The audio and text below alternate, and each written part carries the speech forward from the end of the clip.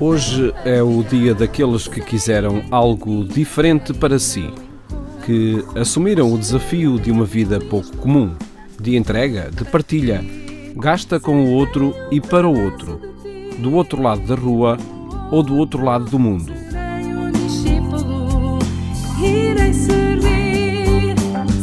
Dia Mundial das Missões, Dia dos Generosos, Dia dos que ousaram ser diferentes. Não falamos de um ideal nem propomos fantasia. Apresentamos gente concreta.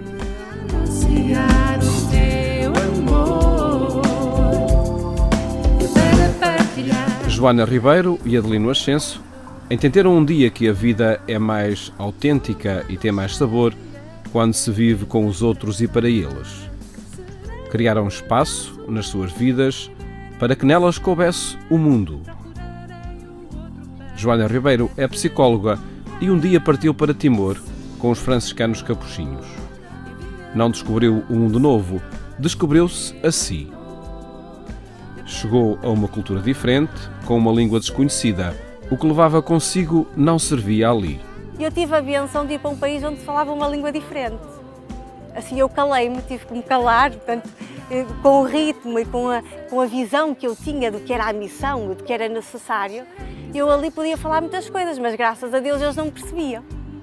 Então deu-me este espaço de eu me colocar à escuta e na aprendizagem da língua, de um conjunto de costumes e de forma de estar, e isto abriu um espaço de encontro em que eles sentiam que não era a missionária que ia e que dava e que ia transmitir qualquer coisa, mas que estava ali para receber.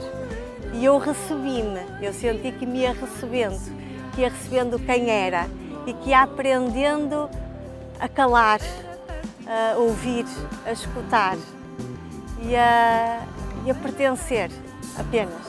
Hoje é religiosa das Irmãs Concessionistas ao serviço dos pobres, mas a sua vida mudaria para sempre em Timor. Esta psicóloga define o momento como um recomeçar. E um recomeçar que abriu ali uma escuta verdadeira, uma disponibilidade que até aí não existia. Eu sempre tinha ouvido falar da vocação, não é? Fiz uma caminhada, a minha família é cristã, uma caminhada na catequese, ouvia falar de todas as vocações, mas tinha bem ciente que a minha vocação era para o matrimónio. Eu nunca coloquei outra hipótese na mesa. Portanto, havia uma incapacidade quase de sair do meu metro quadrado, da minha caixinha onde tinha encaixado. E ir em missão é estar assim, a céu aberto, não é? De repente as paredes desaparecem, aquilo que era certeza começa a não ser tanta certeza e as vozes, as pessoas que vamos encontrando, os rostos, abrem caminhos novos. Adelino Ascenso pertence à Sociedade Missionária da Boa Nova. A vida missionária só chegou aos 30 anos e foi no Tibete, entre monges budistas, que decidiu ser padre. Eu penso que fui encontrando essa dimensão do ser missionário, esse desejo de ser missionário, principalmente nas minhas viagens, nos meus encontros com pessoas diferentes, de diferentes culturas, de diversas línguas, comendo as diversas comidas com essas pessoas, convivendo com elas, e então foi-se alicerçando no meu interior esse anseio da missão, de ser missionário, não para converter, mas para estar, para acompanhar as pessoas, para estar com elas, para tentar entendê-las e entender o nosso caminho juntos. Homem de escuta e de diálogo, sente que as forças do missionário pouco dependem da vontade própria. Está convicto de que a eficácia da missão é acreditar profundamente no que se faz. Digamos que o Espírito Santo já está lá antes de nós. Eu, por vezes, digo que nós não devemos deixar o Espírito Santo sozinho porque ele já está lá à nossa espera. Portanto, isso é algo misterioso, essa dinâmica desenvolve-se de uma forma um pouco misteriosa. Nós podemos contribuir, apenas contribuir, propondo algo em que nós acreditamos. E nós só podemos propor realmente, convictamente, se nós acreditamos, se nós estamos imbuídos de paixão por isso. Serei pedaço de ti no outro, serei discípulo, irei servir. Outubro é o mês das missões e na agência Eclésia ele foi assumido numa grande viagem que deu a volta ao mundo. Em parceria com a animação dos Institutos Missionários Adjentes, bateu-se à porta de várias formas de fazer missão para perceber o que estes homens e estas mulheres fazem na Etiópia, no Senegal, no meio da Amazónia ou aqui na vizinha Espanha. Eu acabo de chegar há alguns dias da missão do Senegal, mais concretamente do norte da Ghana, que faz fronteira com a Mauritânia. Então a minha paróquia tinha até o ano passado 300 km de comprimento só, mas foi dividida e agora só tem 200 km de comprimento. Tinha 60 comunidades ribeirinhas, agora tem 40. Essas comunidades podem ir desde 6 ou 7 famílias até 70 ou 80 famílias. Portanto, é assim bastante variado, não é? Vou falar-vos da missão na Etiópia, mais especificamente da missão entre o povo Gumus, uma tribo que vive a 530 km mais ou menos a noroeste de Addis Abeba, a capital da Etiópia. E agora estou em Alcalá de Henares, que é província de Madrid, mas a 30 km de Madrid. Assim, é uma cidade universitária, é uma cidade assim pequenina, tipo Coimbra, assim antiga, destas universidades com muita história. Há hoje um apelo generalizado e intuitivo pelos projetos pessoais de felicidade. É até legítimo e natural que cada um queira o melhor para si. E quando alguns percebem que o melhor para si é entregar-se aos outros. Esta zona onde eu estive é uma zona pobre, porque a todos os níveis, até pela seca, temperaturas muito altas, tem dias que faz 50 graus, e estamos muito perto do deserto do Saara, da Mauritânia também, e tudo isto favorece a pobreza. E então a nossa ação caritativa é grande também, na assistência aos pobres, no atendimento de doentes gratuitamente, no acolhimento de crianças no nosso jardim infantil gratuitamente, e o povo tem consciência que nós estamos lá para eles. E esperam de nós também esta nossa assistência um pouco caritativa e social. Em 1897, os missionários espiritanos chegaram à Amazónia e criaram uma missão que, de início, era para as populações indígenas. Para os índios. Portanto, eles criaram ali, começaram logo com escolas profissionais e, portanto, não só se dedicaram à evangelização a partir ali daquela missão, que iam muitas vezes pelos rios acima, o rio Japorá, o rio Juruá, que são rios muito grandes, iam de canoa muitas vezes, às vezes durante 3, 4, 5, 6 meses eles ficavam por ali, pelo interior daqueles rios. Imaginemos naquele tempo, há mais de 100 anos, como é que isto deveria ser. Eu quando hoje ando no meu barco 2 semanas, ao fim de 3 dias já estou a contar as horas.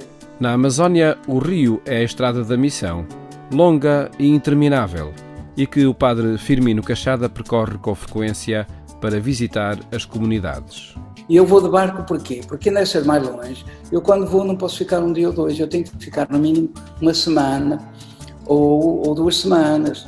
Então ali eu vivo no barco, eu durmo no barco, tenho rede, não é? Durmo na rede, no barco, e depois como nas casas das pessoas, porque elas fazem questão disso, portanto, e é uma comida muito sadia, normalmente ao meio-dia arroz, farinha e peixe, à noite é peixe, farinha e arroz, porque aquilo também basicamente é o peixe que eles têm aí no rio, se não tiver mais nada, vão ali ao rio e já pescam, não é assim muito difícil, porque tem muito peixe. E depois a farinha que eles fazem, portanto, com a mandioca que eles cultivam na roça, na chamada roças familiares, não é? Do outro lado do mundo, há missionários que escolheram os mais frágeis, entre as tribos da Etiópia. Eles são negros, africanos e por isso nilóticos, e são um povo que na Etiópia Eles vivem na Etiópia e no Sudão, portanto, estamos ali na fronteira e eles vivem nos dois países. O povo Gumuz foi um povo que foi sempre escravo, escravizado, explorado pelas tribos predominantes, sobretudo a tribo Amara, predominante a nível nacional, na língua, na cultura, na religião, e, portanto, foram sempre um povo que esteve, digamos, à margem. A história do povo Gumuz é o caminho do sofrimento, incompreensão, sempre escravizado ao longo da história. Estamos a falar de uma coisa que ainda está muito presente na cultura, na vivência, ou seja, o serem um povo pequeno que serve para o trabalho e por isso não é respeitado na dignidade, nas muitas dignidades, portanto um povo que está, diríamos em português, atrasado mesmo. É uma tribo muito atrasada, se queremos, a todos os níveis de educação, de acesso a cuidados de saúde, de acesso às técnicas de trabalho e de agricultura. Trabalham de uma agricultura muito básica, que serve para sobreviver e portanto, é um povo mesmo daquelas fronteiras que o Papa Francisco, humanas que o Papa Francisco tanto fala e que existem muitas outras na Etiópia. Os Gumuz são mais um grupo desses. Mas não é o exótico que faz a missão. Não é uma questão de ser longe, é uma questão de estar próximo, de dar respostas onde não faltam perguntas e buscas. O que nos rasga o coração, o que nos queima, tem muito a ver com perceber que no ambiente em que vivemos temos de tudo e muitas vezes nos falta o essencial. Nos falta essa paz profunda, essa alegria profunda, esse saber que estou a viver a minha vida e vale a pena o que estou a viver. E então, o nosso trabalho não é muito nesse sentido. Então, desde tentar promover o encontro com Deus através de oração, através de encontros, através de retiros, exercícios espirituais, acompanhamento, através de missão, através de experiências de voluntariado também, tentamos criar espaços onde a pessoa se possa encontrar consigo e com Deus. Esta determinação leva Rita Borges para a rua, ao encontro de jovens universitários cheios de ciência, mas vazios de respostas. Jovens com sede, que nem sequer sabem nomear a sede que têm. Porque estamos numa sociedade em que as sedes que temos ocupamos com experiências. Então agora é uma viagem, depois é outra viagem, depois é um desporto radical, depois é ir comprar, depois é experiências, não todas, mas experiências que podem ser de drogas, de coisas assim, de álcool, de experiências novas. E então muitas vezes é difícil encontrar a sede. Eu creio que há uma sede muito grande de justiça. Há uma sede muito grande também de conhecer.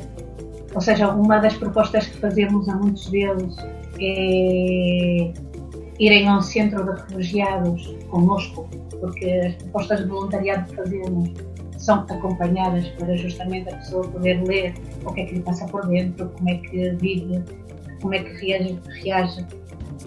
É a missão que é presença e proximidade, compreensão e auxílio, caminho que se faz com quem busca e faz perguntas, ou simplesmente pede auxílio. A nossa missão em Daganá passa por uma missão de presença. E não é propriamente um anúncio do Evangelho, um anúncio explícito.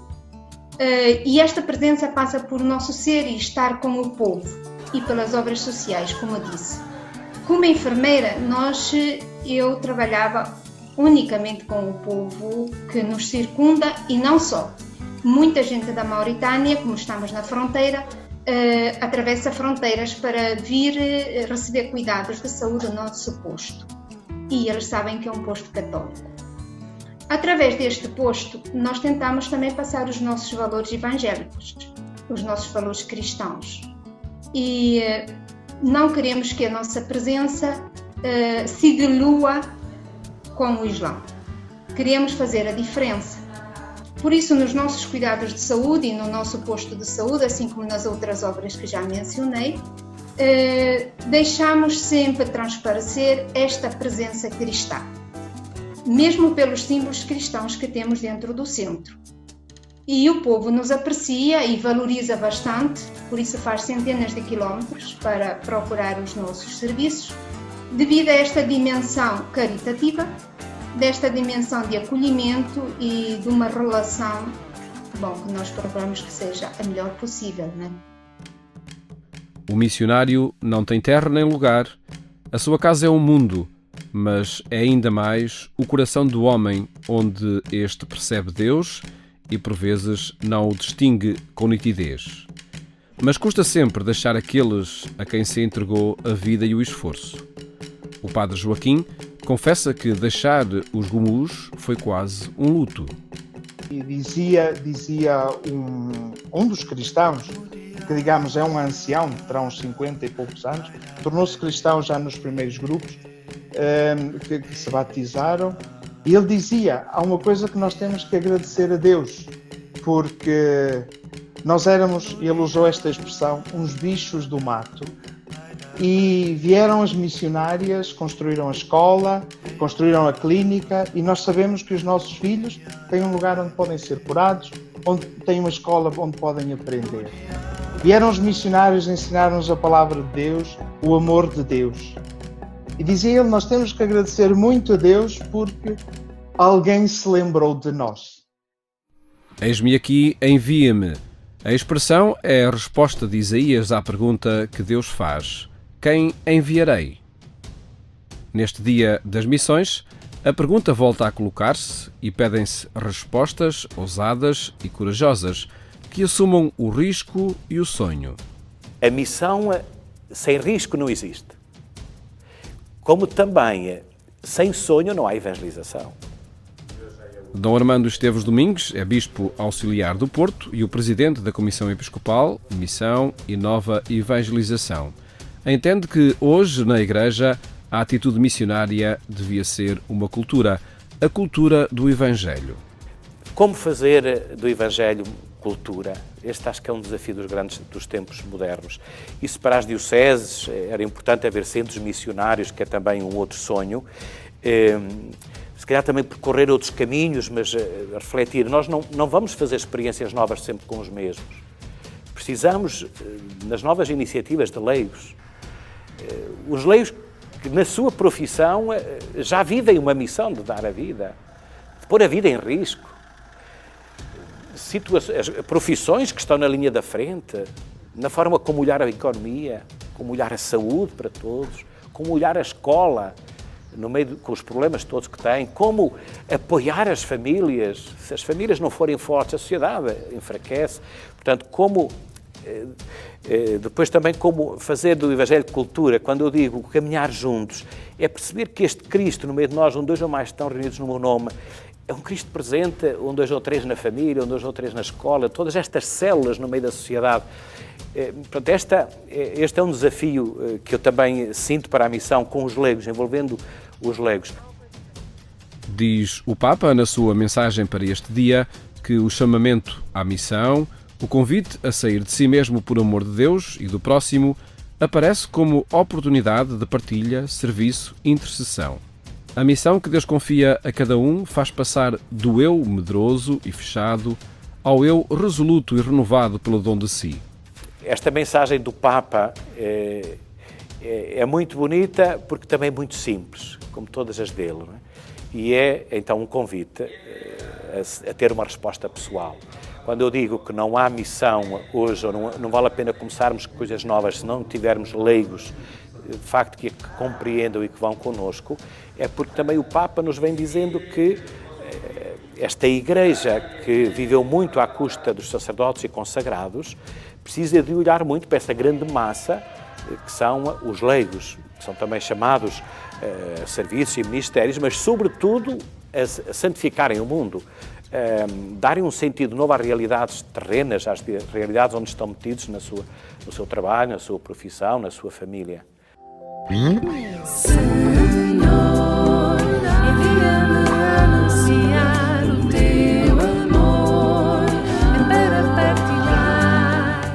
Voltamos ao parque, onde encontramos uma mulher e um homem que, um dia, assumiram a missão como opção de vida. Joana Ribeiro e Adelino Ascenso são aqui apenas dois rostos de uma multidão, de gente que tomou uma decisão, de gente que disse sim. Muitas vezes me perguntam que se eu não tivesse ido para Timor, se eu era irmã hoje. Eu acho que sim. Eu acho que Deus não desistiria daquilo que me fazia realmente feliz. Eu acho que Ele não fecharia os braços, Ele continuaria a chamar.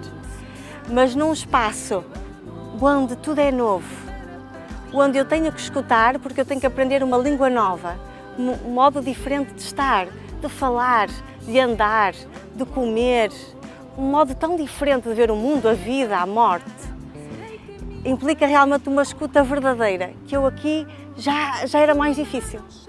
Já estudo com muito mais filtros e mais máscaras, e lá era realmente a nu. Um dia, no Japão, Adelino Ascenso teve que responder a uma autoridade religiosa o porquê da sua presença ali.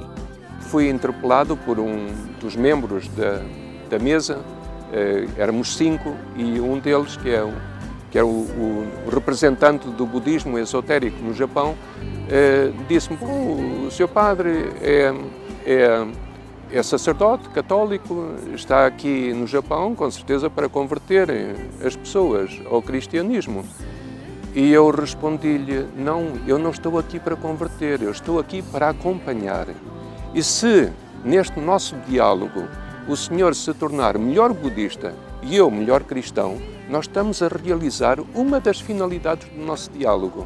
Portanto, o diálogo interreligioso, ou o diálogo entre as pessoas de diversas religiões, tem um fundamento, que é esse da fraternidade, a fraternidade universal.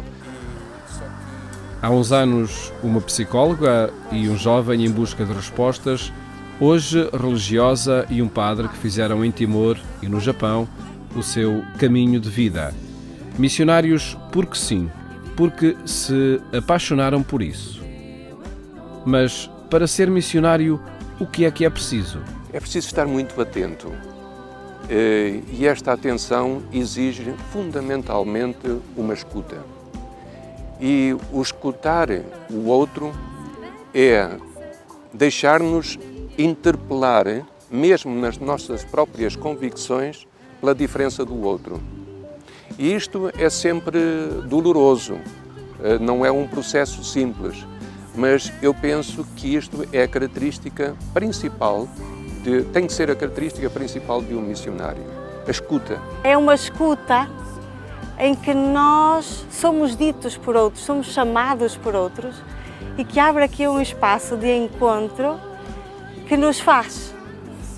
Acho que sim. Então, na missão, eu conheci as Irmãs Conceicionistas aos Serviços Pobres, portanto, foi neste contexto, no contexto de escuta, de uma escuta verdadeira e atenta, e de uma experiência que eu me senti verdadeiramente feliz. Eu ali sentia meu.